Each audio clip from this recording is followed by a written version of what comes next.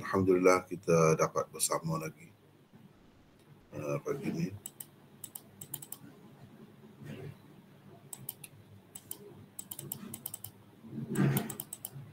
Untuk membincangkan hadis ke 92 di sini. Hadis ke 92 ni masih lagi di bawah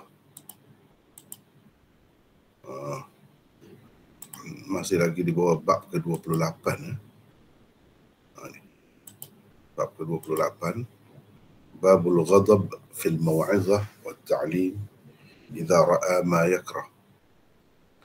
Bab kemarahan seseorang ketika memberi nasihat dan mengajar apabila melihat sesuatu yang tidak disenanginya. Ini bab ke-28. Di bawah bab ke-28 ini ada 3 hadis.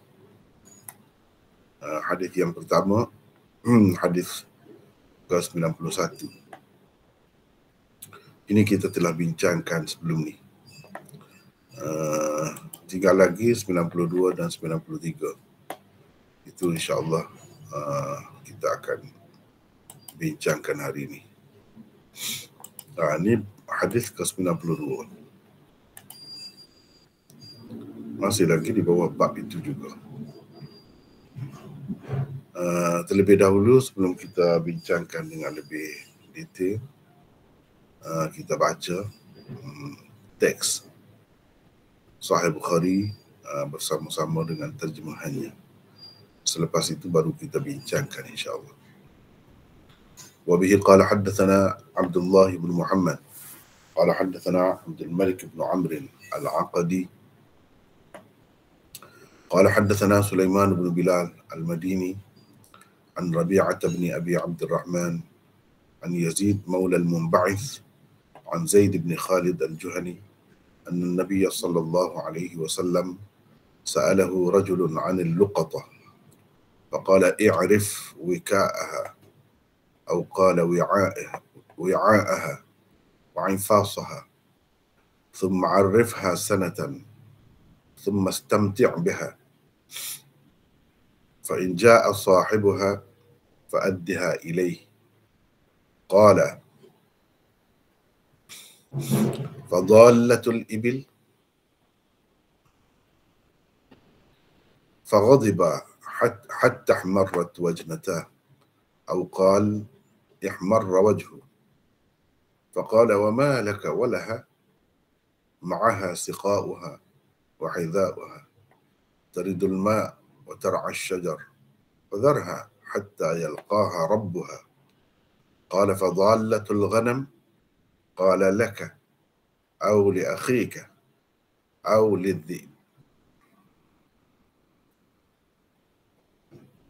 Abdullah bin Muhammad meriwayatkan kepada kami, katanya Abdul Malik bin Amr al-Aqadi meriwayatkan kepada kami,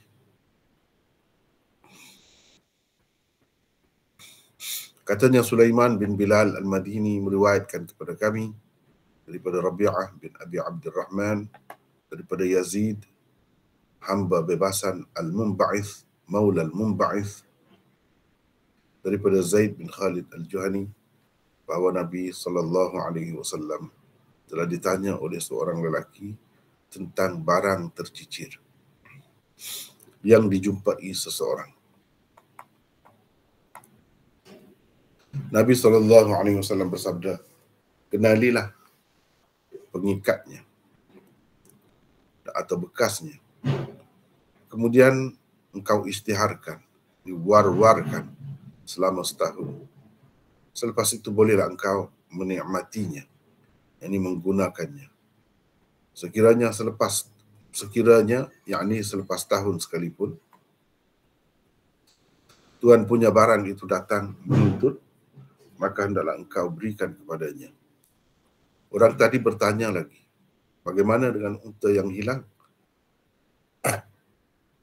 Nabi SAW naik marah sehingga merah kedua belah pipinya ataupun merah mukanya. Lalu baginda bersabda, kenapa engkau dengannya? Bersamanya ada bekas minumannya. dan kasutnya. Ia boleh pergi ke tempat air dan memakan daun kayu. Biarkan unta itu sehingga tuannya menemuinya. Orang tadi terus bertanya, bagaimana dengan kambing yang hilang? Nabi SAW bersabda, ia sama ada untukmu.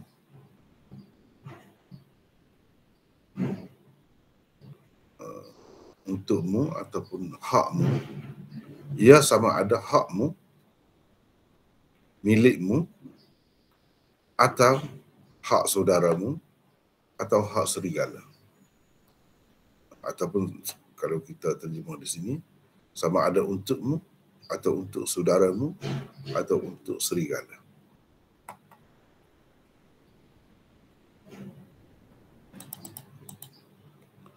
وبه قال حدثنا محمد بن العلاء قال حدثنا أبو أسامة عن بريد عن أبي بردة عن أبي موسى قال سئل النبي صلى الله عليه وسلم عن أشياء كرهها فلما أكثر عليه غضب ثم قال للناس سلوني عما شئتم قال رجل من أبي قال أبوك حذافة فقام آخر فقال من أبي يا رسول الله فقال أبوك سالم مولى شيبة فلما رأى عمر ما في وجهه قال يا رسول الله إنا نتوب إلى الله عز وجل. Muhammad bin Al-Ala meriwayatkan kepada kami, katanya Abu Usamah meriwayatkan kepada kami daripada Buraid, daripada Abi Burdah, daripada Abi Musa. Katanya Rasulullah sallallahu alaihi wasallam pernah ditanya tentang beberapa perkara yang tidak disenanginya. Apabila banyak pertanyaan kepadanya, baginda meradang ataupun baginda marah, naik marah.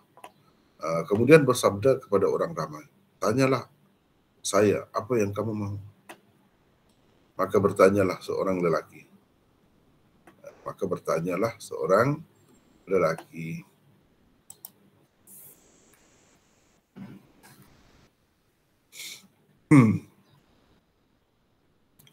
Siapakah ayah saya? Nabi SAW bersabda, ayahmu Hudzafah. Lantas bangun yang lain pula bertanya, siapakah ayah saya, wahai Rasulullah? Rasulullah SAW bersabda, ayahmu Salim, iaitu hamba bebasan Syaibah, Maula Syaibah. Tatkala Umar melihat perubahan pada muka Nabi SAW, beliau pun terus berkata, wahai Rasulullah, kami bertaubat kepada Allah, yakni kerana bertanya tentang perkara yang bukan-bukan itu. Itulah dua hadis yang masih berbaki.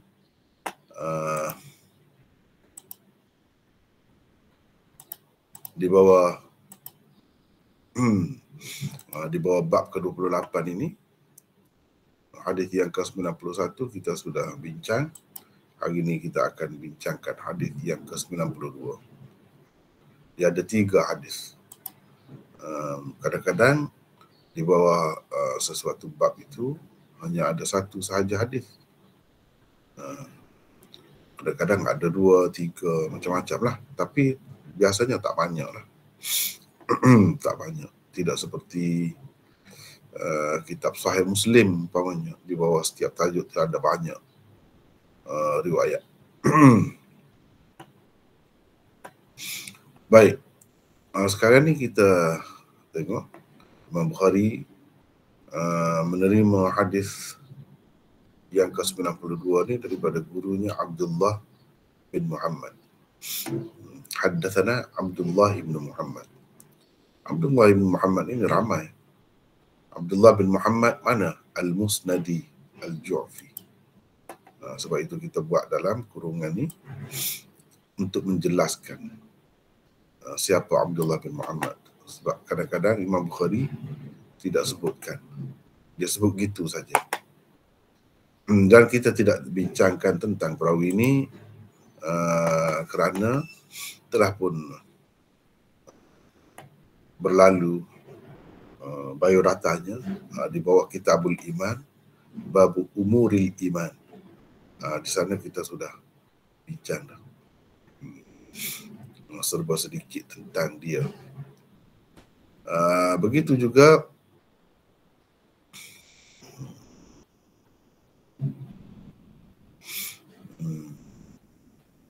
begitu juga tentang perawi seterusnya. Abu Amir Abdul Malik bin Amr bin Qais Al-Aqadi Al-Basri. Biodatanya juga telah berlalu di bawah Kitabul Iman, bab yang sama. Jadi tidak disebut lagi di sini, sebab itu tak ada. Cuma di sini disebut Abdul Malik bin Amr Al-Aqadi. Berdasarkan nuskha ni, Sahih Bukhari ni, Imam dalam sanad ni disebutkan nama macam ni, Abdul Malik bin Amr Al-Aqadi. Kalau kita tengok kitab ini pula, cuba tengok ni, dia tidak sebut Abdul Malik begitu, tapi sebut Abu Amir, haddatsana Abu Amir. Jadi orang yang sama lah. Cuma di sini disebut dengan kunyah. Dalam nuskhah yang kita pakai itu disebut nama dia. Abu Amir itu Abdul Malik bin Amr bin Qais lah. Orang yang sama. Abdul Malik bin Amr Al-Aqadi, iaitu Abu Amir. Ini berdasarkan perbezaan nuskhah Sahih Bukhari, ya.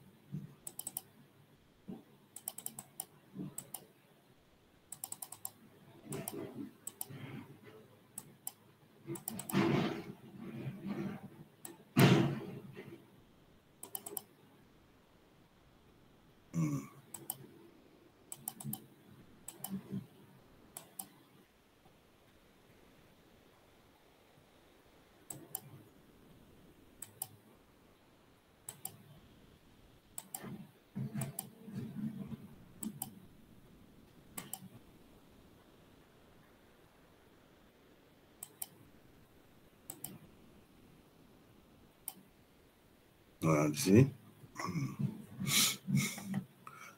kalau kita tengok ada sini, kita tengok ni, dari segi nombor pun tak sama, ada berbeza-beza tu. Di sini sebut Abu Amir Al-Aqadi, disebut Abu Amir Al-Aqadi.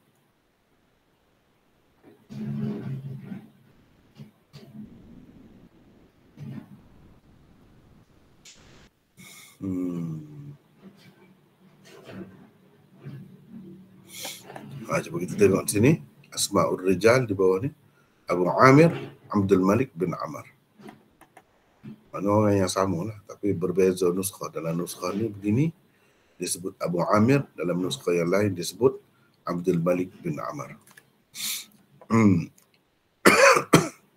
Orang yang sama. Baik. Katanya Sulaiman bin Bilal Al-Madini meriwayatkan kepada kami daripada Rabi'ah bin Abi Abdurrahman daripada Yazid Maula Al-Munba'ith. Jadi 2-3 orang ni, perawi ni sudah pun berlalu biodatanya. Kita tidak ulang lagi. Semuanya di bawah Kitabul Iman. Sulaiman bin Bilal Al-Madini. Rabi'ah bin Abi Abdurrahman pun sama juga di bawah Kitabul Ilm, sudah berlalu di bawah Bab Raf'il Ilm wa Zuhuril Jahli, sudah berlalu di sana. Cuma tinggal Yazid Maula Al-Munba'ith. Yazid hamba bebasan atau bekas hamba. Kalau nak kata bekas hamba tu tidak berapa tepat. Sebab itu saya terjemah hamba bebasan. Al-Munba'ith maknanya hamba yang dibebaskan, dimerdekakan. oleh al-munba'ith. Kalau bekas hamba boleh jadi tidak kerana merdeka, kerana dia jual kepada orang lain, bekas hamba juga. Dia lain. Maula ni lain. Maula ni bekas hamba tapi dimerdekakan. Bukan dengan dijual, dengan dihadiahkan kepada orang lain, bukan begitu. Tapi dengan dimerdekakan. Kelebihanlah bila dimerdekakan itu. Itu maulal munba'ith. Siapa dia? Beliau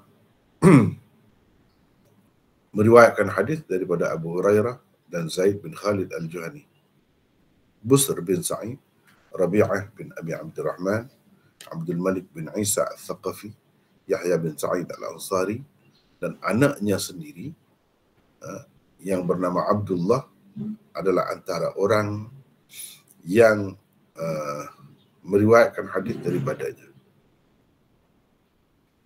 Hafiz bin Hajar berkata Yazid maula al-munba'ith itulah perawi saduq. Ibnu Hibban dan Al-Zahabi pula mengatakan beliau thiqah. Hadis-hadisnya terdapat di dalam ke-6 kitab utama hadis. Itu Yazid maula al-munba'ith. Serba sedikit begitulah. Disebutkan tentangnya.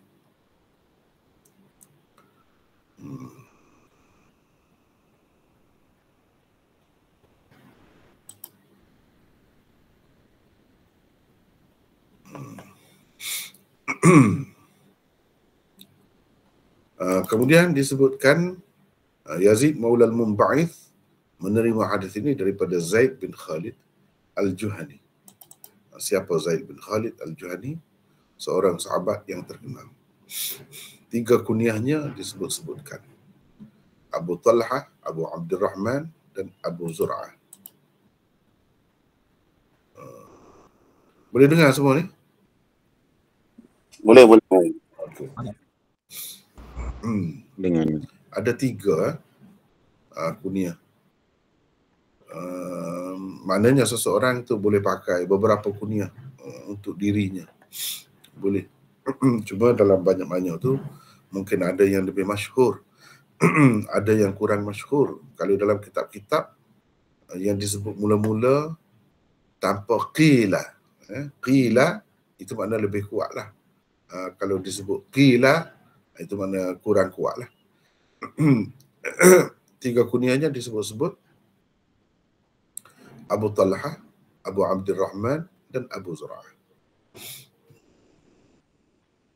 Mungkin kalau kita tengok di sini,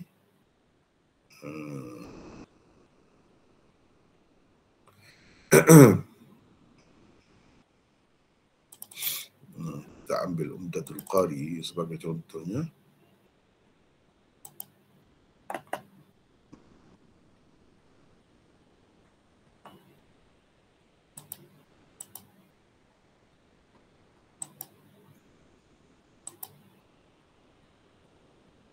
Sebagai contohnya di sini,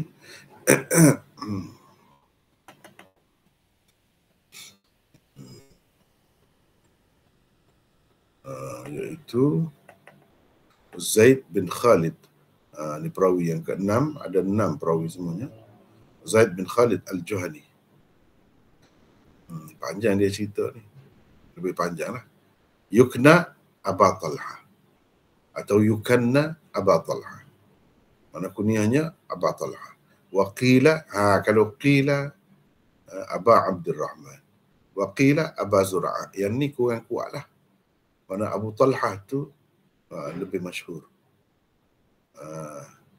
Mana yukanna atau yukna Aba Talha. Wa qila Aba Abdurrahman.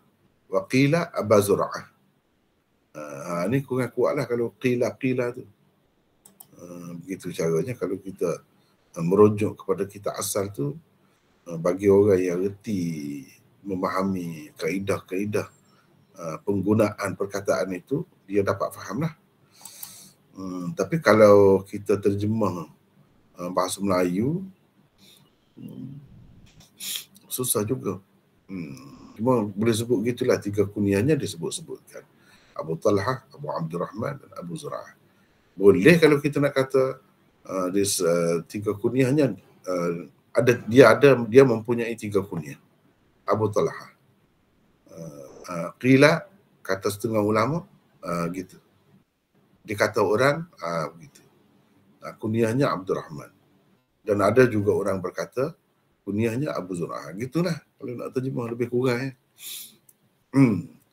Tapi kalau sebut begitu pun orang yang tidak belajar tak faham juga apa maksudnya. Jadi kalau qila tu maknanya yang tidak popular mana lah, ataupun dhaif, isyarat kepada dhaif. Beliau ikut serta dalam Ghazwah Hudaybiyah. Pada hari pembukaan Mekah pula bendera puak Juhainah, Al-Juhani itu kabilah Juhainah lah. Maknanya daripada kabilah Juhainah. Al-Juhani, bila nama nisbah dia, berada di tangannya. Selain meriwayatkan hadis daripada Rasulullah sallallahu alaihi wasallam sendiri, beliau juga meriwayatkan hadis daripada Sayyidina Uthman, Abu Talha Al-Ansari dan Ummul Mukminin Aisyah radhiyallahu anha. Bishr bin Sa'id, Khalid bin Zaid bin Khalid, anaknya sendiri, Khalad bin As-Sa'ib, Sa'id bin Al-Musayyab, Sa'id bin Yasar, Atha bin Abi Rabah adalah antara orang yang meriwayatkan hadis daripada beliau. Sebelum ni pun saya dah sebut dah tentang perawi-perawi tempat dia mengambil riwayat macam ni kan. Di sini saya sebut daripada Rasulullah. Selain daripada Rasulullah, Sayyidina Uthman, Abu Talha, Ummul Mukminin. Ini tempat dia ambil hadis. Orang yang mengambil hadis daripada dia pula. Ini. Biasa kalau dalam kitab-kitab rijal disebut 2 kelompok tu. Tempat dia mengambil hadis dan orang-orang yang menerima hadis daripada dia disebut.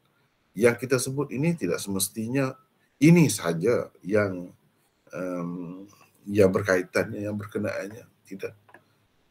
Sebab kita pilih cara ringkas, sebut serba sedikit. Kalau nak lebih detail lagi, kena tengok kitab-kitab rijal. Memang bincang khusus tentang rijal hadis, perawi-perawi hadis. Jadi disebutkan dengan agak lengkap lah kalau kitab. Kalau kitab misalnya Tahdzibul Kamal, itu lebih lengkap lah disebut tentang nama seseorang itu. Kalau kitab-kitab yang selalu kita rujuk untuk yang ringkas itu, sekadar kitab ini pun sudah memadai. Cuba tengok ni, kita cuba tulis Zaid bin Khalid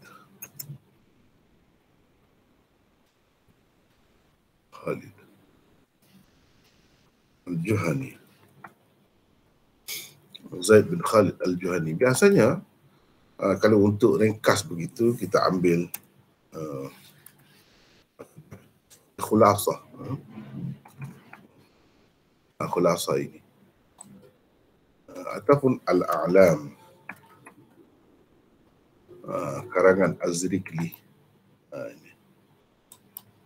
Kalau kita nak lebih lagi, kita boleh tengok Tahdzibul Kamal.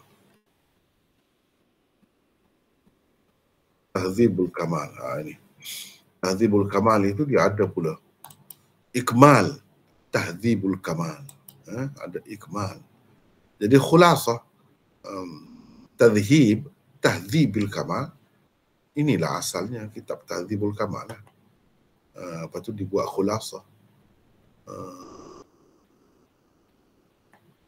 Tahdzibul Kamal fi Asma'ir Rijal. Di sini banyak lah kalau kita perhatikan. Contohnya kalau kita tengok Zaid bin Khalid Al-Juhani. Di dalam A'lam pun sudah ada. Zaid bin Khalid Al-Juhani Al-Madani, sahabi, syahid Al-Hudaybiyah, wa kana ma'ahu liwa'u Juhainah yaumal fathi. Dia ada 81 hadis. Tuwfiya fil Madinah an 85 sana. An 85 sana. 78 tarikh meninggalnya. Wafat pada tahun 78. Meninggal di Madinah ketika berumur 85 tahun. Dia ringkas begitu ya. Kalau nak ringkas kitab ni bagus. Dan untuk kita nak tahu bersamaan dengan tahun Masihi. Ni 697. Ini antara keistimewaan kitab. Kemudian yang dia sebut tu dia ada rujukan, yang dia bagi rujukan. Dia bagi rujukan.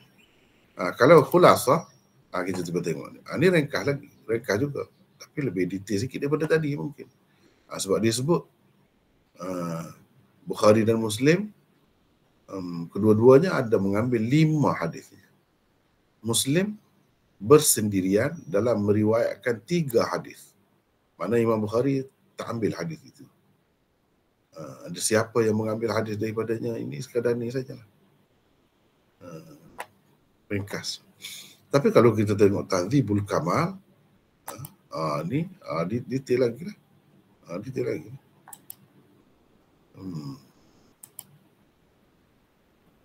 Detail lagi.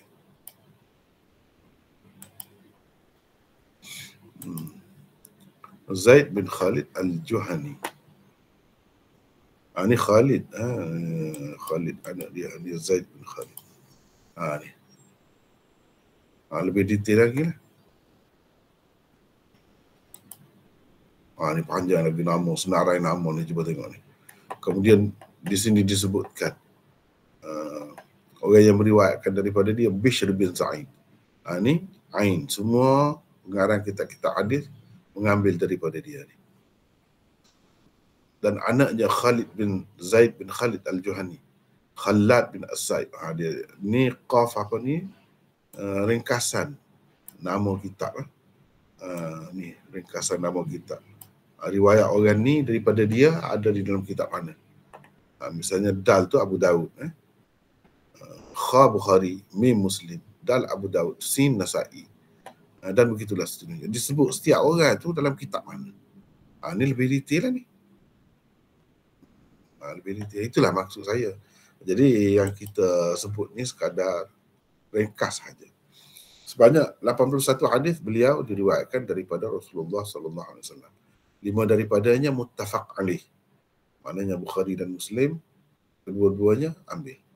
Dan 3 hadisnya hanya diriwayatkan oleh Muslim sahaja tanpa Bukhari.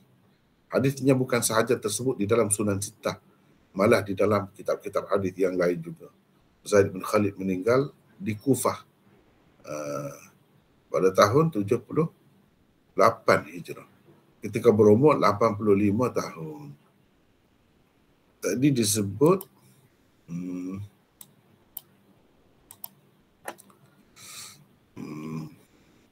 disebut tuwfiya fil Madinah, ni berbeza ni. Sedangkan dalam ada tempat lain disebut di Madinah, di Kufah. Disebut di Kufah. Cuba kita tengok tadi.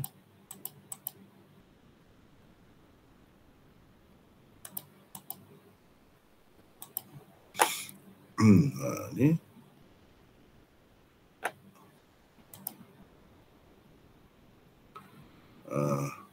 Itu ada 2.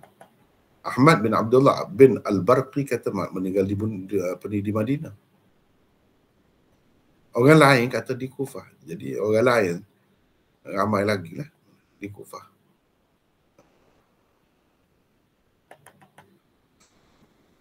Di antara orang yang kata umur dia dia meninggal dunia pada tahun 78 ni orangnya. Detail, lebih detail lah. Lebih detail. Dan kitab ni pun kalau kita tengok berapa jilid? 35 jilid ni. 35 jilid. Bincang tentang perawi saja.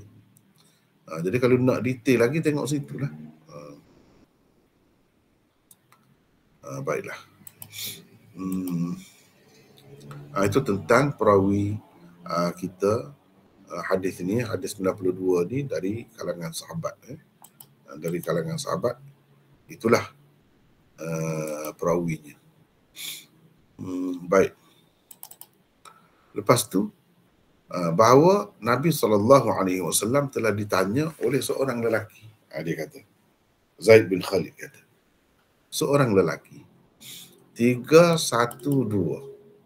Siapa lelaki itu? Kenapa dia tidak sebut nama? Itu pun satu hal juga. Satu hal juga. Sampai di sini saya nak minta sesiapalah daripada kita baca. Supaya tidak sehala sangat ya. Tidak suara saya saja yang didengar. Silakan siapa nak baca daripada sini. 312. Ya, silakan. Ini siapa? Arsyad. Sehat Arsyad? Alhamdulillah. Ya. Bila sampai? Sampai malam dah. Tak balik lagi ni, ada kat Jetty. Oh, situ lagi. Okey. Sila baca. 312. Ya.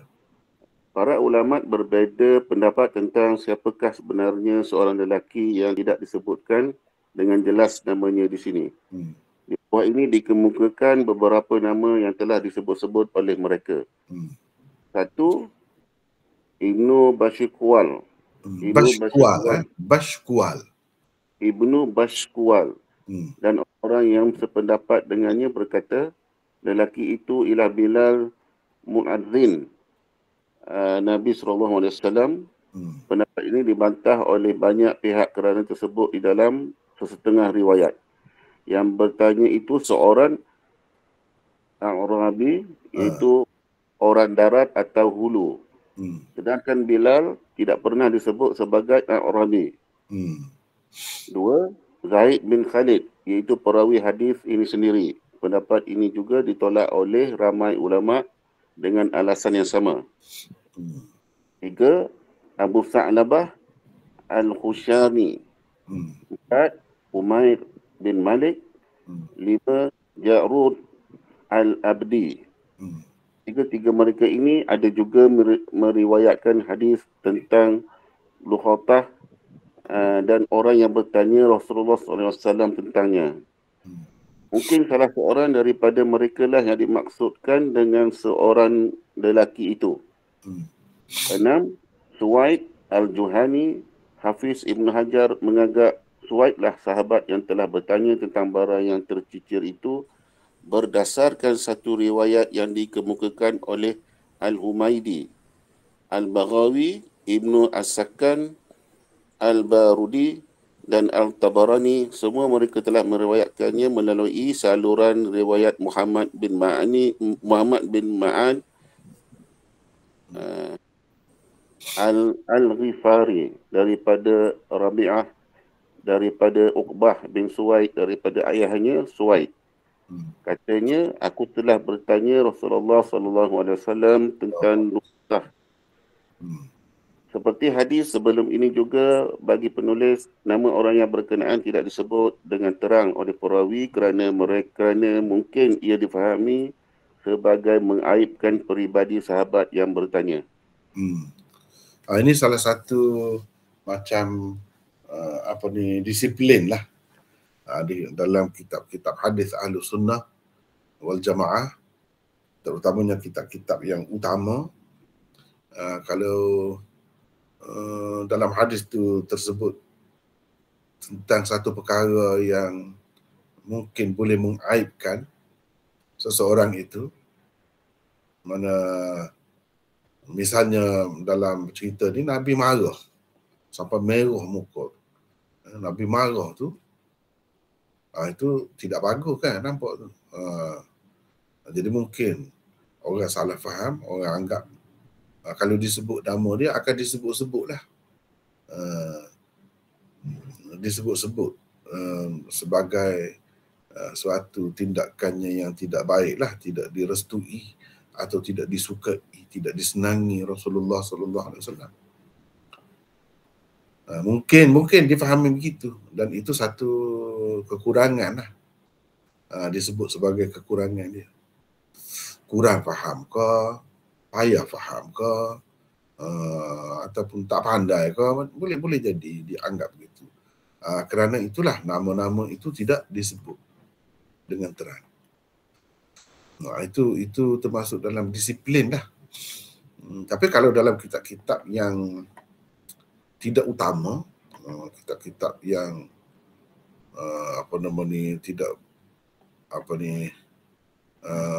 tidak utama lah kita sebut, ada juga disebut nama-nama tu. Dalam kitab-kitab rijal ke, dalam kitab-kitab sejarah ke, ada disebut. Contohnya di sini saya sebutkan beberapa orang nama ni. 6 di sini disebut. Masing-masing orang yang kata begitu tu dia ada alasan lah kira-kiranya. Cuma antara menerima dengan tidak, itulah saja. Antara menerima dengan tidak. Dan masing-masing tu ada alasan lah. Ada alasan lah. Macam di sini disebut.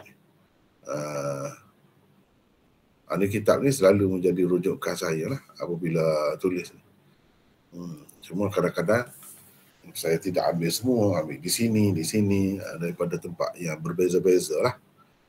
Ni macam ni, di sini agak detail perbincangannya. Siapakah rajul yang dimaksudkan itu? Ada beberapa pendapat. Ibnu Bashkual dan orang-orang yang mengikut dia. Jadi mengikut pengkaji dia kata ramai lagi orang lain, tapi semuanya mengikut dia. Jadi rajul itu ialah Bilal dan dikaitkan dengan Abu Daud. Dikaitkan dengan Abu Daud. Kononnya dalam Sunan Abi Daud ada sebut riwayat yang menunjukkan orang itu Bilal. Jadi saya sebut ni.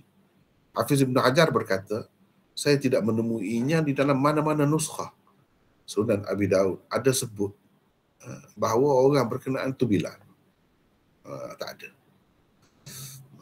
Selain daripada itu, ulama tidak menerima Bilal kerana dalam satu riwayat ada sebut, macam saya sebut tadilah, Ja'a A'rabi. A'rabi ni orang ulu, orang darat. Orang yang tidak bertamadun, tidak duduk di bandar. Jadi Bilal tu tak ada siapa pun yang sebut dia tu sebagai Arabi. Jadi tak tepat. Sebab itu mereka tolak. Ada juga orang yang berkata perawi sendiri. Jadi dia tidak nyatakan dia sebut seorang. Kalau katakanlah seseorang tu, peristiwa tu berlaku kepada dia sendiri, tapi dia tidak mahu nyatakan dia. Seseorang lah. Boleh ke tidak begitu? Boleh. Buktinya banyak sekali dalam riwayat hadis ni disebutkan begitu. Sekiranya kita berasa tak sesuai ke, orang tahu kita yang bertanya, kita boleh sembunyikan. Tapi kalau benda tu kita nak sampaikan juga, kita gunakan seseorang. Boleh begitu. Jadi ada yang berkata, yang dimaksudkan dengan rajul di sini ialah dia sendiri, perawi itu sendiri. Sebab apa? Sebab dalam ada satu riwayat Tabarani juga melalui saluran riwayat Rabi'ah ni, lafaz dia ialah annahu sa'ala an-nabiyya sallallahu alaihi wasallam, bahawa dia bertanya Nabi sallallahu alaihi wasallam. Jadi dia yang bertanya Nabi sallallahu alaihi wasallam itu. Dan kalau kitab ni istimewanya dia sebut rujukan itu. Mana daripada Fathul Bari diambil. Tetapi atas alasan yang sama juga tadi, sebagaimana Bilal tidak diterima sebagai rajul itu kerana ada dalam riwayat sebut Arabi, di sini pun sama. Di sini pun sama. Iaitu dalam riwayat Imam Ahmad dia kata annahu sa'ala an-nabiy sallallahu alaihi wasallam aw anna rajulan sa'ala. Di situ ada syak perawi. Tidak jelas. Dia sendiri yang bertanya. Bahkan ada seseorang bertanya. Tapi dengan syak perawi gitu. Ada juga dalam satu riwayat yang lain dia sebut ata rajulun Rasulullah sallallahu alaihi wasallam wa ana ma'ahu. Jadi dengan adanya lafaz ini tidak jelas dia. Boleh jadi seseorang tu ada seorang lelaki datang menemui Rasulullah sallallahu alaihi wasallam. Aku ada bersama dia. Mana boleh jadi lelaki itu yang bertanya. Dia hanya ada dalam majlis tu. Jadi tidak jelaslah bahawa orang itu Zaid bin Khalid, perawi ni sendiri. Apalagi ulama tidak berapa nak terima pendapat itu kerana dalam satu riwayat disebut Ja'a A'rabi. Sedangkan tak ada siapa pun guna A'rabi itu, gelaran itu kepada Zaid bin Khalid. Zaid bin Khalid bukan A'rabi. Kerana itu mereka tak mahu terima. Jadi masing-masing ada alasan. Masing-masing ada alasan. Kalau kita tengok di sini disebut. Di sini disebut. Jadi riwayat Suwaid tadi, Suwaid Al-Juhani, ni Imam Abu Daud juga ada meriwayatkan sebahagian daripada hadis itu secara ta'liq.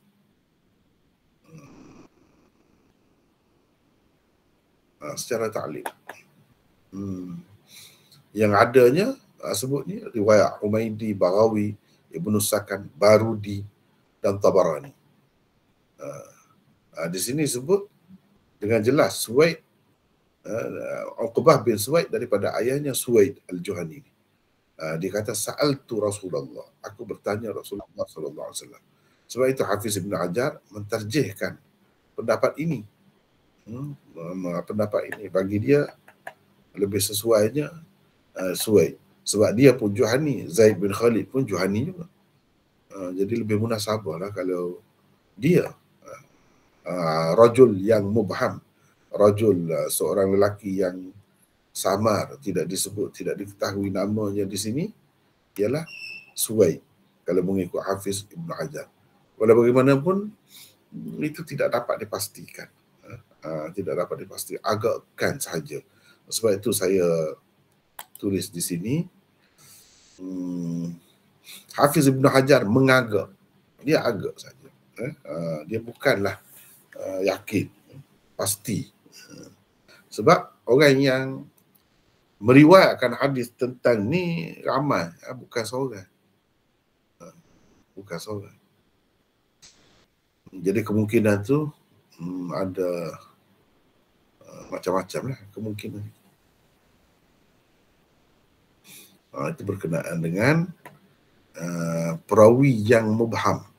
Bukan perawi ya, orang yang mubham, lelaki yang mubham, yang samar, tidak disebut oleh perawi di dalam hadis ini. Zaid bin Khalid, dia tak sebut.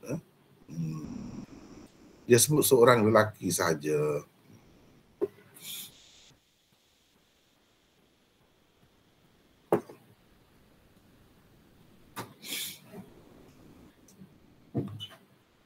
Jadi dia tanya tentang barang tercicir. Barang yang luqatah asal maknanya barang yang jatuh.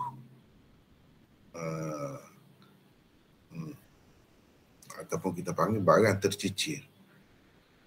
Barang yang jatuh ataupun orang terlupa ke tertinggal di sesuatu tempat, itu termasuk dalam luqatah semuanya.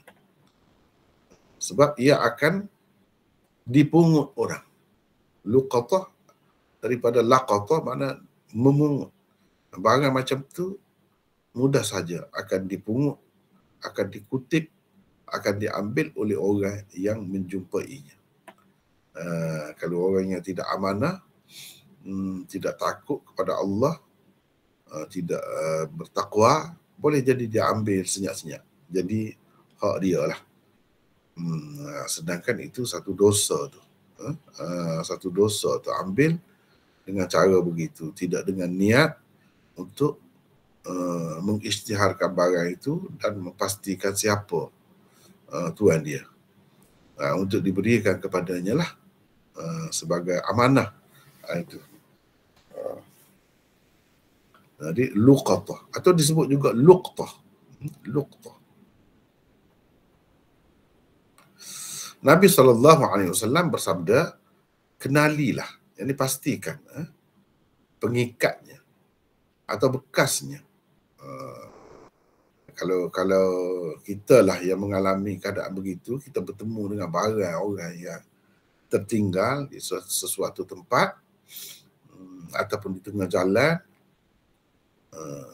kalau kita ambil, kita kena ingat dengan baik, pastikan pengikat dia tu, bungkusan dia tu, kalau beg macam mana, kemudian engkau isytiharkan, yakni war-warkan selama setahun. Selepas itu bolehlah engkau menikmatinya atau menggunakannya. Jadi di sini kita ada beberapa nota. 313. Ni kalau boleh orang lain pula baca. 313. Siapa nak baca pula? Silakan, bergila-gila. Siapa nak baca, silakan. Assalamualaikum. Waalaikumsalam. Cikgu Rashid ni, Maulana. Cikgu Rashid, silakan baca. 313. Hadis ini adalah antara hadis asas tentang barang tercicir atau luqatah.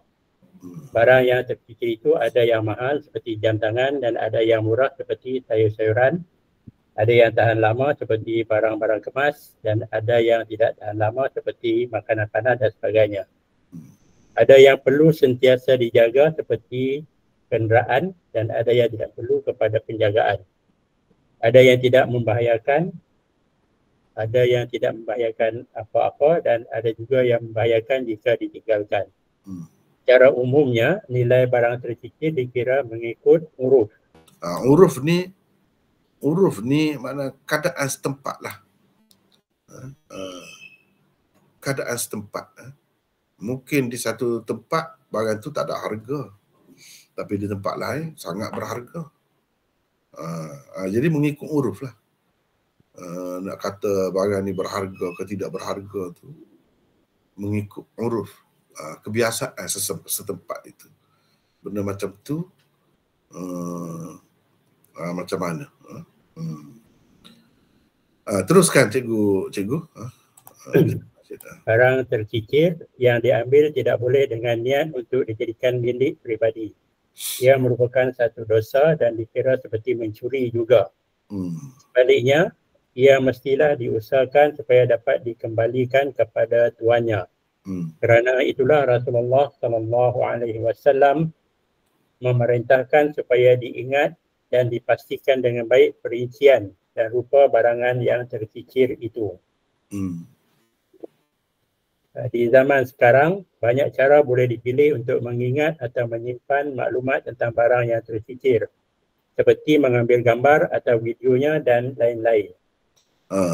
Ni saya sendiri pun pernah mengalami benda macam ni. Zaman kita ni sesuai dengan zaman kita. Pernah satu kali tu saya pergi nak keluarkan duit daripada ATM lah. ATM ke. Bila kita masukkan kad itu, dia lambat keluar tu.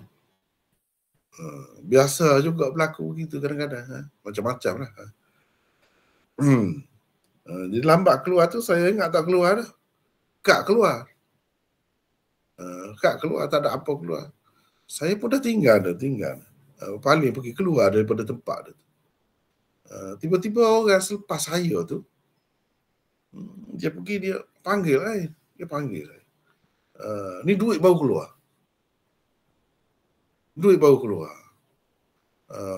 Dia bagus, orang yang beriman. Bila saya pergi dekat tu, duit tu masuk dah. Telan dah.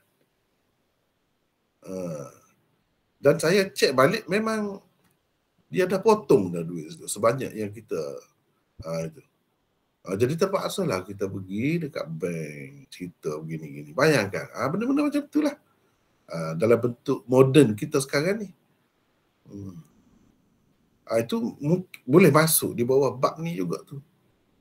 Boleh masuk di bawah bab tercicir juga tu. Kepada orang yang tidak amanah, kalau dia ambil senyap-senyap boleh lah tu.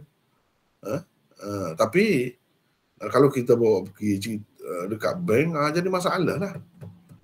Dia boleh check sebab dia ada gambar apa kan. Selepas kita pukul berapa, selepas tu siapa tu.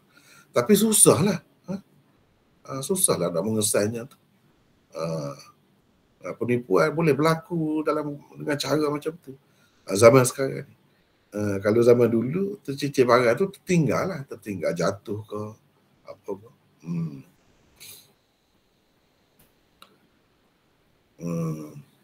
Jadi cara yang Nabi SAW suruh kenal tu i'rif wika'ha, kenalilah. Yang ni pastikan. Kalau zaman dulu susah, tak ada kamera, tak ada apa. Sekarang ni handphone ada di tangan. Boleh kita ambil gambar tu. Gambarnya macam mana. Kalau beg tu dompet ke ataupun macam mana, kita ambil. Dan orang yang mengambil itu dia boleh panjang pula dalam kitab fiqh, dia ada satu bab yang berasingan pula, bab luqatah namanya. Macam-macam masalah lah di situ dibincangkan. Jadi orang yang mengambil itu dia sebagai pemegang amanah. Boleh dia ambil sebagai pemegang amanah. Dan dia boleh tengok, dia boleh buka tengok apa ada di dalam tu. Apa ada di dalam tu. Kalau duit sebanyak mana ada duit. Duit itu duit apa? Duit ringgit ke misalnya, dolar ke ataupun macam mana. Dia boleh tahu itu. Boleh buka. Sebab apa? Sebab kalau tuan dia mari, kita nak pasti betul ke tidak lah. Betul ke tidak. Berapa jumlah tu. Kalau tidak, kita tak boleh bagi gitu. Semata-mata dengan kita ambil gambar beg saja, dompet saja, kita tak tengok pun dalam tu. Boleh jadi beg ni dia dijual di kedai. Bukan satu orang yang beli beg macam tu. Sebab itu kena tengok dalam tu ada apa. Kalau duit, duit apa? Kalau sebanyak mana, kena pastikan semua tu. Begitu juga dengan benda-benda lain pun sama lah. Benda-benda lain. Supaya apa? Supaya tuan dia mari tu kita dapat pastikan betul. Lepas tu wajib bagi balik kepada dia lah. Lepas tu kita dapat apa? Tak dapat apa lah. Tak dapat apa. Dapat pahala. Dapat pahala.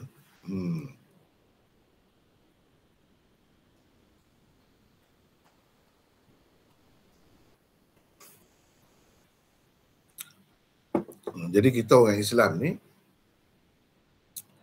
adalah pemegang amanah.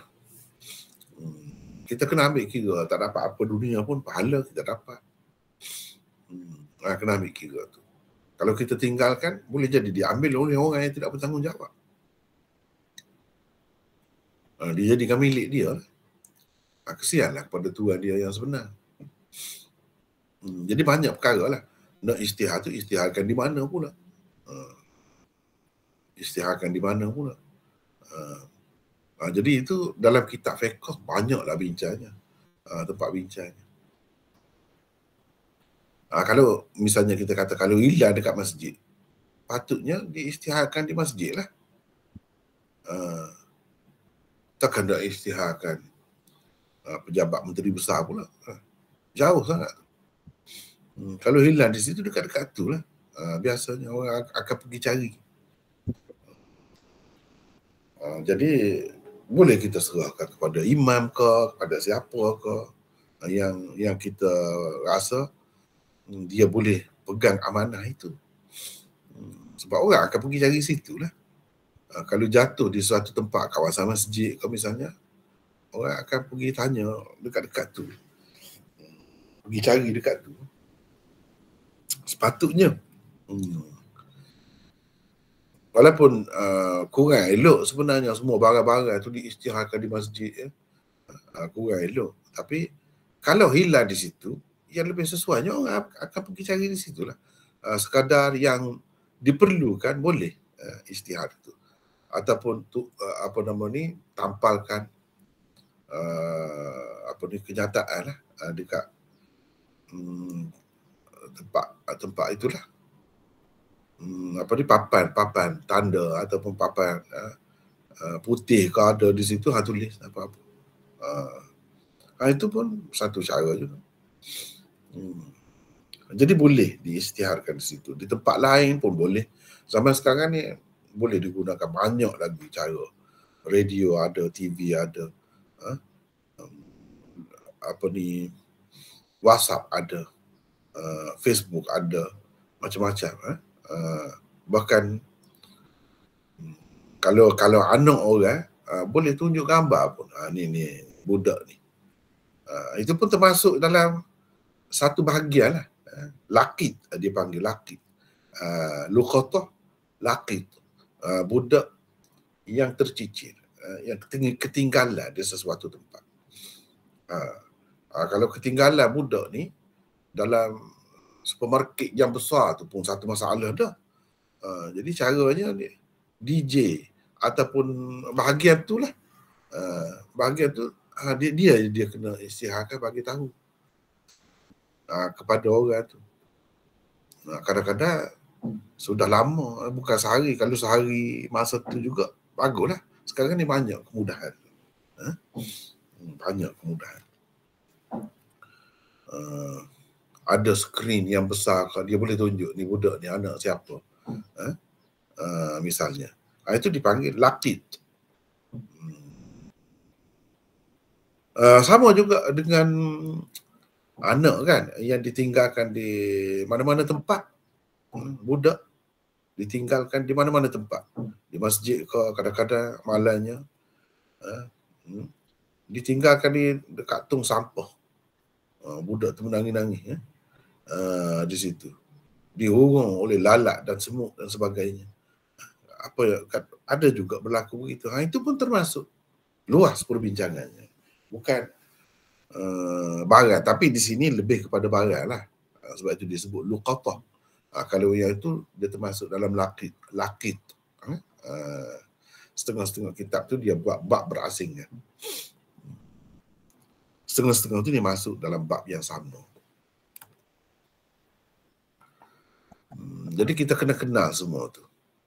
Kemudian kau isytiharkan, war-warkannya selama setahun. Boleh Cikgu Rashid baca lagi? InsyaAllah boleh. Silakan. 314. Tempoh ini tidaklah dimaksudkan sebagai suatu ketetapan selama setahun secara mutlak. Baliknya ia bergantung kepada jenis dan nilai barang yang tercicir itu. Para ulama berbeza pendapat tentang tempoh mewar-warkan barang yang tercicir. Ada yang mengatakan selama seminggu, 2 minggu, setahun, 3 tahun, bahkan lebih lama dari itu. Bahkan lebih lama lagi dari itu. Bergantung kepada benda tu lah.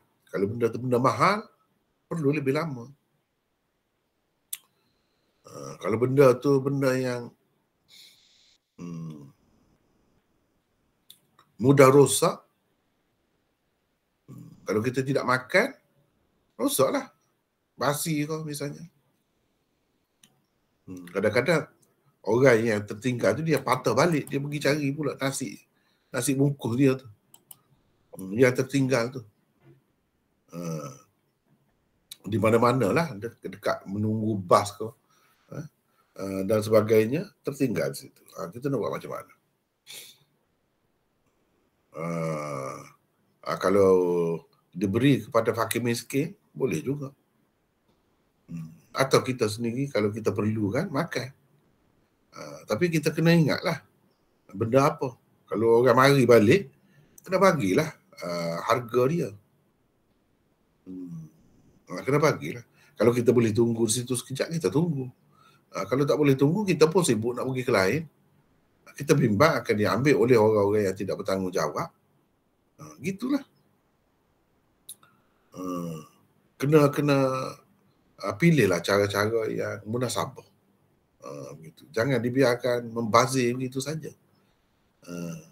Dia rosak, jadi membazir.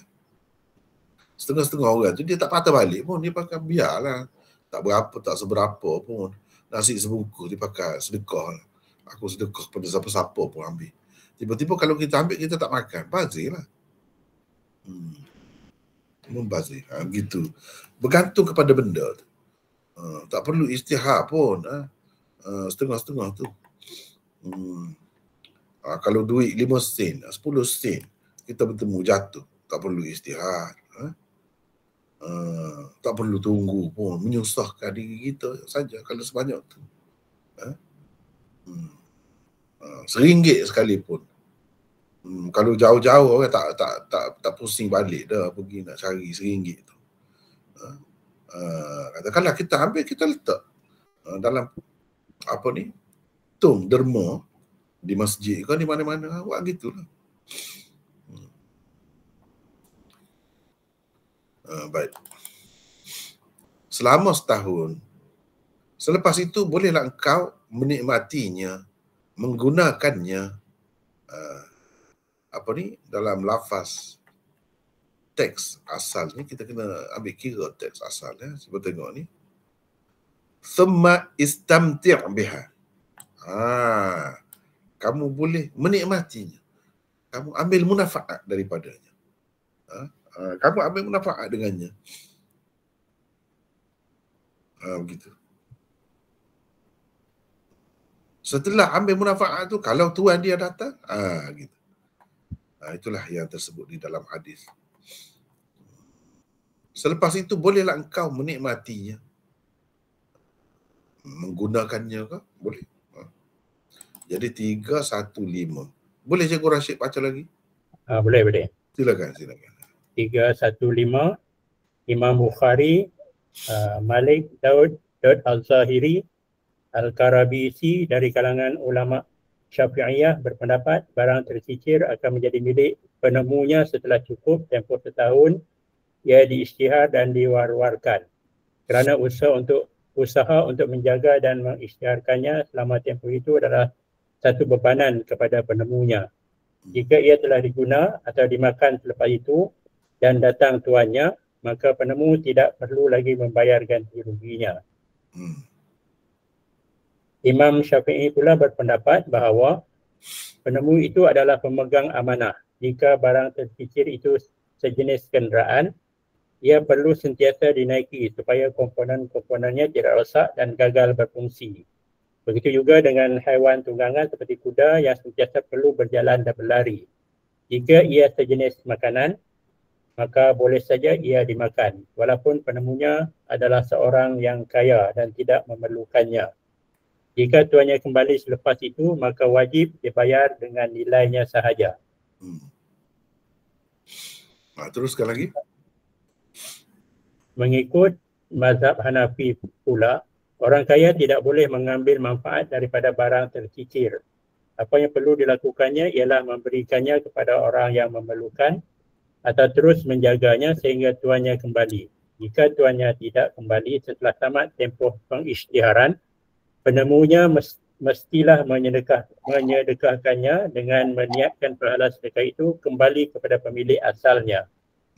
Jika penemunya seorang miskin dan terdesak, dia boleh mengambil manfaat daripada barang itu dengan niat sedekah dari pemilik asal kepadanya. Jika tuan atau pemiliknya tidak bersetuju dengan sedekah itu, maka wajiblah dibayar dengan nilainya. Tidak boleh juga seseorang penemu barang tercicir itu terus menyedekahkannya. Tidak boleh juga seseorang penemu barang tercicir itu terus menyedekahkan apa yang ditemuinya itu tanpa mengiklankan dan mewarwarkan terlebih dahulu. Begitulah.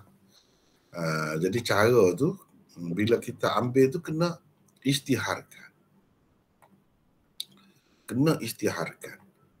Satu kerja lah pulaknya. Sebab itulah kalau mengikut ni beberapa orang tokoh ni, dia kata kalau sudah habis tempoh tu, Tengoklah tempoh tu setahun ke, 3 tahun ke. Boleh jadi milik dia. Sebab apa? Mereka mengatakan istamti'. Boleh menikmati. Boleh menggunakannya. Itu satu pegangan dia. Yang keduanya, dia pegang dengan ini. Dia pegang dengan ini. Cuba tengok ni. Kita ambil teks asal. Fadallatul ghanam qala laka aw li akhika aw li dhi'b. Kalau kambing yang hilang atau seumpama itulah, dia akan jadi hakmu. Jadi lam ni lam litamlik. Memberi milik. Menjadikan milik. Memberi makna itu. Dia jadi hakmu atau hak saudaramu. Hak saudaramu tu hak tuan dia lah. Ataupun hak orang lain lah, ya orang miskin ke misalnya gitu. Ataupun hak dhib. Jadi hak serigala. Tidak semesti serigala lah, binatang-binatang buas yang lain pun boleh jadi juga. Tapi ini yang disebut. Jadi lam di sini laka. Ada lam juga li akhika. Au lidhib. Jadi setengah ulama dia tak mahu terima ni lam li tamlik. Memberi makna milik ni. Sebab apa makna milik kepada serigalanya? Serigala tidak boleh memilik. Dah lah, serigala akan makan lah. Kalau kau pun kau makan juga. Gitu. Boleh lah. Itu makna istamti'. Nikmatilah. Kau boleh menikmatinya. Mana kalau kambing, nak pelihara tu, nak jaga tu susah juga. Kena bagi makan, kena apa tu. Kalau tidak dia mati, boleh mati. Bila kita ambil tu, selama tu boleh kita jadikan sebagai milik kita. Kata mereka pegang daripada sini lah. Bagi orang yang tak terima tu, dia takwil dengan takwilan lain lah. Gitu. Dia takwil dengan takwilan yang lain.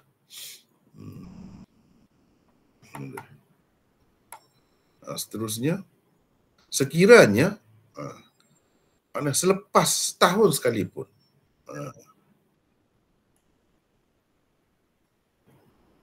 tuan punya barang itu datang menuntut, maka hendaklah engkau berikan kepadanya. Kalau selepas tahun sekalipun, kalau benda tu, kalau kita nak kata sesuainya, padannya setahunnya, tapi dia mari selepas tahun, macam mana? Jadi berdasarkan hadis ini, Nabi SAW suruh berikan kepadanya. Kalau barang tu, benda tu ada lagi. Ada lagi. Baik, di sini kita ada nota. Cikgu Rashid boleh baca lagi? Boleh. Silakan. 316. Imam Bukhari, Malik, Daud Al-Zahiri dan lain-lain mengatakan sabda Rasulullah SAW ini tidak menafikan barang tercicir itu telah menjadi milik penemu. Perintah ini hanya sekadar untuk menyatakan tindakan yang lebih baik sahaja. Dan ia bukanlah satu kewajipan, seolah-olah barang tercicir itu masih bukan milik penemunya. Bukan begitu. Bagi mereka lah. Kalau kita nak pakai pendapat mereka, gitulah. Tapi kalau bagi orang lain, tak. Walaupun lepas tahun itu, kalau tuan dia mari, masih lagi hak dia. Kita bagi kat dia. Kalau benda tu ada. Kalau benda tu sudah tidak ada, kena bagi nilai dia lah. Berapa harga dia kira-kira. Berapa harga dia. Ikutlah kalau kita kata kalung ke, gelang ke, apa-apa lah. Yang mahal harganya. Walaupun habis tempoh tu, kita kena bagi juga. Sebab penemu tu dikira sebagai pemegang amanah. Bukan jadi milik, tak jadi milik dia sampai bila-bila pun. Jadi itu perbezaan pendapat ulama memang ada di situ. Memang ada di situ. Baik. Orang tadi bertanya lagi bagaimana dengan unta yang hilang. Nabi SAW naik marah. Sehingga merah kedua belah pipinya. Ataupun merah mukanya. 317, perawi telah syak di sini. Tetapi maknanya tidak berubah. Dan ia menunjukkan Rasulullah SAW adalah seorang yang berkulit cerah. Putih cerah. Sebab itu nampak merah tu. Kalau orang yang kulit gelap, bila dia nak marah tu, dia jadi muka dia semakin hitam. Gitu. Kalau orang kulit putih, nampak merah. Sebab tu dia boleh sebut. Dan Rasulullah SAW marah di sini. Jadi sesuai, kena ingat tajuk dia. Seorang yang mengajar ataupun bagi nasihat pada seseorang tu, dia boleh marah. Jika orang yang bertanya tu melakukan sesuatu, tanya tu benda-benda yang boleh fikir sendiri. Sepatutnya kena fikir, jangan kira tanya saja. Mentang-mentang kamu murid, boleh tanya ikut. Ikut rasa, ikut terlintas di hati. Jangan macam tu. Buang masa.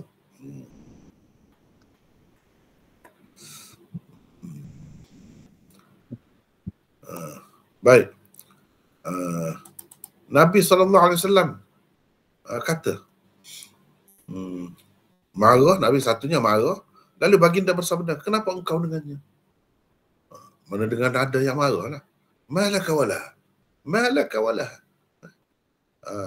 Kenapa engkau dengannya? Kenapa tanya ni? Macam ni. Gitu. Sebab kadang-kadang orang yang bertanya tu, dia mungkinlah dia ada minat tu. Dia ada minat. Ada kecenderungan begitu. Di situlah ada sudut mungkin mengaibkan orang yang bertanya tu. Sebab itu tidak disebutkan nama. Nampak macam dia tu berminat lah. Sebab memang berharga pun. Kalau unta tu pada masa tu. Macam kita sekarang ni, kereta lah. Kereta. Kereta tu kalau duduk di tengah padang tu, duduk dekat masjid tu berapa hari pun tak rosak. Kalau kena hujan apa pun tak ada jadi masalah. Biar ke dia situ lah. Kenapa kamu nak alih bawa pergi tempat lain misalnya? Kamu nak anggap ini barang orang tertinggal, tercicir. Tak perlu. Besar tu, orang mudah nampak tu. Contohnya macam kereta. Tapi kalau kita fikir, kereta tu kalau duduk di situ lama-lama boleh orang jahat ambil. Boleh lah kalau dalam keadaan tu. Dia bergantung kepada keadaan. Kalau tempat tu orang baik-baik, orang kaya-kaya, dia tak akan ambil macam tu. Tak kisah, biar situ. Gitu. Dia bergantung kepada keadaan juga. Kenapa engkau dengannya? Bersamanya ada bekas minumannya dan kasutnya. Ia boleh pergi ke tempat air dan memakan dedaun kayu. Biarkan unta itu sehingga tuannya menemuinya. Kata Nabi begitu. Baik. Di sini ada nota lagi. Kita minta orang lain pula kalau boleh. Siapa nak baca pula silakan. Silakan. Maulana, saya baca. Silakan. Ruslan. Ya, saya Maulana. Silakan. Nota 318 ya. Ya. Allah Subhanahu wa Ta'ala menjadikan seekor unta lengkap dengan segala peralatan untuk ia hidup secara bersendirian. Ia mampu menyimpan air dan berjalan di padang pasir tanpa perlu selalu dirawat kakinya. Tidak seperti sesetengah haiwan yang lain, unta juga diketahui sebagai haiwan yang setia dan mempunyai ingatan yang kuat untuk mengenal rupa, suara, bau dan muka tuannya. Ia juga mampu mengingati jalan kembali walaupun setelah berjalan jauh. Kerana ini juga, sesetengah unta yang ditemui tidak dikira sebagai barang tercicir, terutamanya unta di zaman Rasulullah SAW. Kerana unta yang ditanya itu pula adalah unta di Madinah sahaja, bukan yang ditemui di padang pasir. Jadi sebab tu kata dia bergantung kepada keadaan. Kalau tempat tu tempat orang ramai, tak bolehlah kita nak anggap tercicir. Dia boleh balik sendiri unta tu. Kemudian dia tidak akan kelaparan, dia boleh cari makanannya sendiri.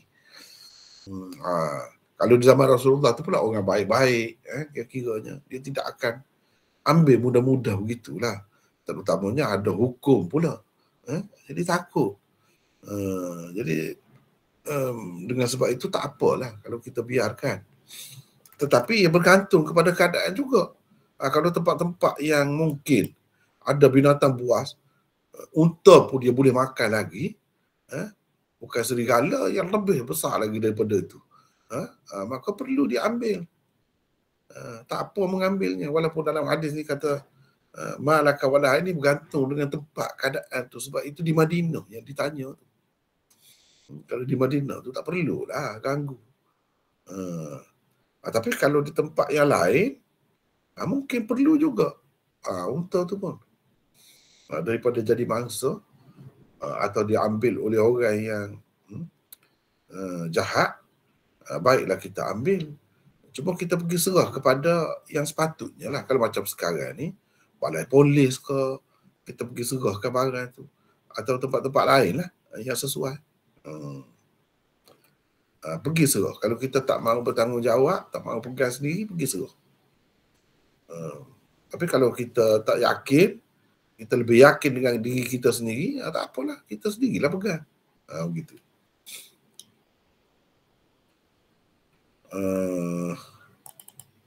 Seterusnya, orang itu bertanya lagi, bagaimana dengan kambing yang hilang? Nabi SAW bersabda, ia sama ada untukmu, atau untuk saudaramu, atau untuk serigala. Antara tiga tu, kalau kamu tak ambil, mungkin lama-lama Tuhan dia mari, itu saudaramu, kamu bagi kepada dia. Bolehlah dia dapat. Ataupun kalau dia tak mari tu, kamu dapatlah. Ataupun kalau tidak begitu, serigala. Serigala pun dah boleh makan dah. Apatah lagi kalau harimau, singa. Itu kambing tu. Dan kambing perlu diuruskan. Kalau tidak dia boleh mudah nak kembung perut lah, macam-macam. Mudah kena penyakit. Jadi di sini kita ada nota pula 319. Boleh apa ni Ruslan baca lagi? Boleh. 319. Allah Subhanahu Wa Taala juga menjadikan kambing seekor haiwan yang bergantung kepada tuan atau penjaganya. Ia tidak dapat menjaga diri dari haiwan pemangsa. Tidak mampu juga untuk hidup secara bersendirian jika tidak dimiliki oleh seseorang atau tidak berada dalam kumpulannya. Ia dengan mudah sahaja boleh dimakan oleh haiwan lain. Kerana itulah kambing yang ditemui dihukum sebagai barang tercicir. Jika tiada tuan yang datang setelah diwawarkan setahun, penemu akan memilikinya. Jika tuannya datang, kambing itu atau dilainya akan dikembalikan kepadanya. Jika kambing itu dibiarkan sahaja dengan harapan tuannya akan datang atau kerana tidak mahu mengambil tanggungjawab, mungkin sekali ia akan dimakan haiwan pemangsa. Secara tidak langsung, Rasulullah SAW menasihati sahabat yang bertanya supaya mengambil kambing yang tercicir atau terlepas dari tuannya. Terus sekali lagi. Antara pengajaran, panduan, pedoman dan hukum hakam yang dapat diambil daripada hadis ini ialah, pertama, soalan seorang murid mestilah munasabah untuk ditanya. Kerana soalan yang tidak tepat akan menunjukkan kekurangan dirinya sendiri. Benar Rasulullah SAW sendiri pernah bersabda, innama syifa'ul ayyas su'alu. Bermaksud sesungguhnya penawar kejahilan adalah bertanya. Hadis riwayat Abu Dawud, An-Nasa'i, Ad-Darqutni dan lain-lain. Tetapi yang ditanya itu mestilah bukan soalan yang jawapannya boleh difikirkan sendiri dengan mudah. Kerana ia membazirkan masa dan menghalang pertanyaan yang lebih berfaedah. Teruskan lagi. Nombor 2, tidak membuka ruang pertanyaan dalam pembelajaran dan pengajaran adalah satu tindakan yang tidak tepat. Nombor 3, murid yang sama boleh menanyakan beberapa perkara dari gurunya dan tidak terhad kepada satu soalan sahaja. Nombor 4, barang tercicir tidak boleh diambil dengan niat untuk kegunaan peribadi dan kemudiannya hanya mengembalikan barang itu sahaja kepada tuannya. Nombor 5, tanggungjawab orang yang menjaga barangan tercicir mestilah difahami sebagai amanah terhadap saudara sesama Islam. Nombor 6, mengabaikan sesuatu tanggungjawab dan membiarkannya musnah kerana bimbang tidak dapat menjaganya adalah satu tindakan yang tidak bertanggungjawab. Nombor 7, kecanggihan teknologi dan kemajuan masyarakat moden memudahkan pencarian barang yang hilang. Kemunduran dan kemiskinan pula ada kalanya menyebabkan barang yang tidak tercicir pun dicuri dengan alasan ia adalah barang yang tercicir. Nombor 8, haiwan yang dimiliki seseorang tidak boleh dianggap sebagai barang tercicir kecuali jika ia berada dalam keadaan bahaya dan tempat yang boleh mengancam nyawanya. Nombor 9, kata-kata seorang yang marah tidak semestinya disertai dengan caci maki dan celaan. Rasulullah SAW adalah seorang pendidik yang paling agung. Firman Allah Subhanahu wa taala, yatlu alaihim ayatihi wa yuzakkihim wa yuallimuhumul kitaba wal hikmah. Bermaksud dialah yang membacakan kepada mereka ayat-ayat Allah yang membuktikan keesaan Allah dan kekuasaannya dan membersihkan mereka dari i'tiqad yang sesat serta mengajarkan mereka kitab Allah yakni Al-Quran dan hikmah, pengetahuan yang mendalam mengenai hukum-hukum syarak. Surah Al-Jumu'ah ayat 2.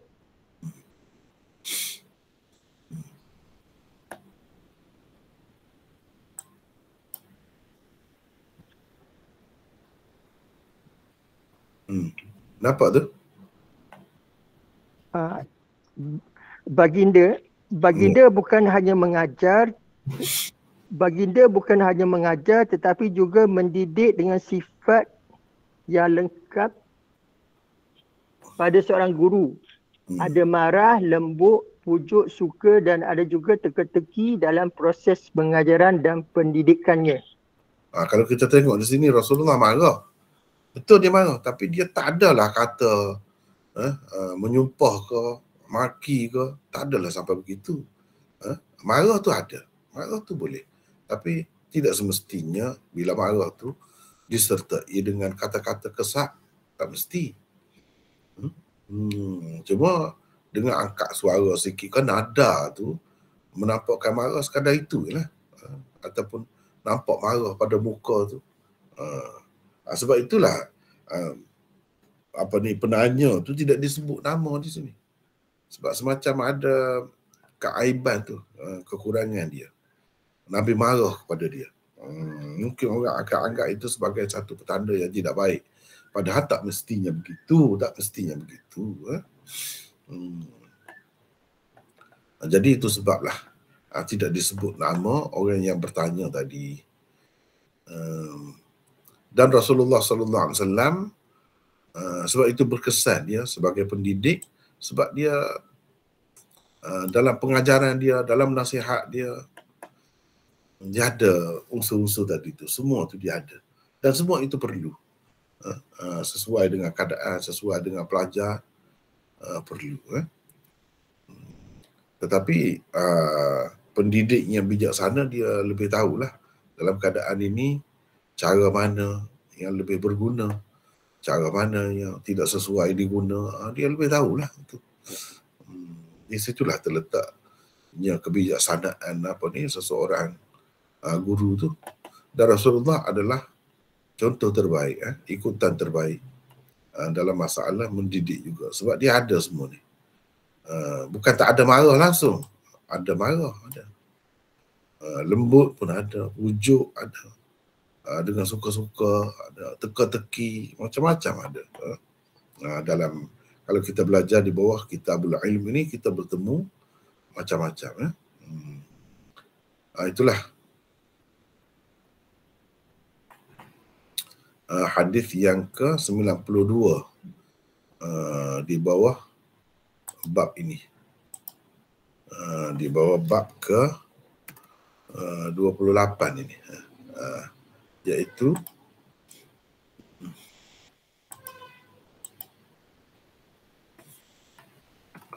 di bawah bab ke-28 ini, iaitu bab al-ghadab fil mau'izah wa ta'lim idza ra'a ma yakrahu. Jadi yang naknya semasa mengajar itu boleh marah. Sifat marah ada pada guru bukan suatu yang tidak baik. Bahkan itu baik. Sebab apa? Sebab Rasulullah SAW sendiri ada marahnya. Ada marahnya. Jadi di sini ini semasa mengajar lah, semasa mengajar. Dan mau'izah tu Imam Bukhari faham daripada tadilah macam nasihat dia ada unsur nasihat juga di situ. Kalau kambing jangan biarkan, sebab ia akan jadi sama ada hakmu, hak saudaramu atau hak serigala. Jadi di situ sudah ada macam satu bimbingan daripada Nabi, nasihat Nabi dah ada di situ. Itu maksud mau'izah tu. Kadang-kadang dalam ta'lim tu sendiri sudah ada terkandung unsur mau'izah juga. Dan cara Nabi SAW mengajar ini, macam kita tengok ni, dia tidak semestinya mengajar itu dengan buka kitab macam kita sekarang ni. Dengan buka kitab, duduk mengadap, tak mesti. Rasulullah SAW mengajar kadang-kadang gitulah, secara tidak langsung gitu. Dan itulah yang menjadi punca ilmu Islam yang ada sekarang ni. Padahal dia bukan semuanya dalam kelas macam kita baca kitab sekarang ni. Tapi kita boleh buat cara sekarang ni walaupun tidak seperti Nabi, sebab lebih mudah terkumpul satu ilmu tu dalam satu kitab. Dan untuk belajar secara teratur dan terkumpul begitu, memang eloklah ada kitab tu. Tapi nak ceritanya yang asalnya pengajaran Nabi SAW itu tidaklah berkitab macam kita sekarang ni. Dan semuanya boleh digunakan. Yang Imam Bukhari nak di sini ada marah tu. Marah tu. Guru marah kepada murid boleh. Bukan kata tak boleh langsung. Tak boleh langsung, tidak begitu. Tidak begitu. Jadi nampaknya hadis yang ke-93 tu kita tak sempat lagi baca hari ni. Hanya sekadar itulah dulu ya. 92 dah baca. 93 tak sempat lagi. Sekadar itulah dulu untuk hari ni. Sahih Bukhari. Lepas ni seperti biasa kita rehat sekejap. Kita akan sambungkan dengan yang kedua pula, iaitu usul dirayah, usul dirayah hadis. Jadi kita rehatlah seketika. Wallahu a'lam. Assalamualaikum. Waalaikumsalam warahmatullahi wabarakatuh.